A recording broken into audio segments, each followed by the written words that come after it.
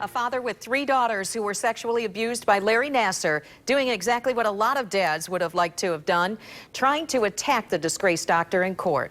Tonight, Randall Margraves is opening up about his actions, even though he could still be facing criminal contempt of court charges.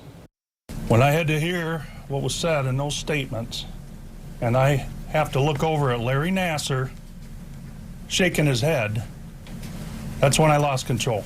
I'm not advocating that everyone should do that. I feel very remorseful, very apologetic. I was embarrassed.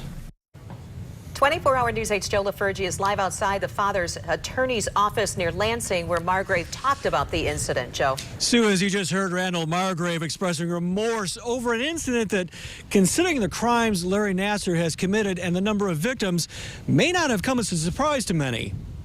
That I shouldn't feel ashamed because I didn't do anything wrong. Early on today, as victims lined up once again to recount the crimes Larry Nassar's committed and the toll those crimes have took on them, the father of 3 of the victims spoke of revenge. I would ask you to, as part of this sentencing, to grant me 5 minutes in a locked room with this demon.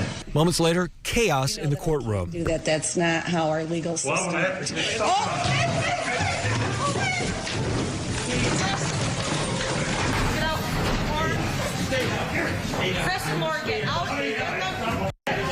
Nassar was pulled away from the defense table as Margraves was subdued by deputies and court staff and eventually hauled from the courtroom.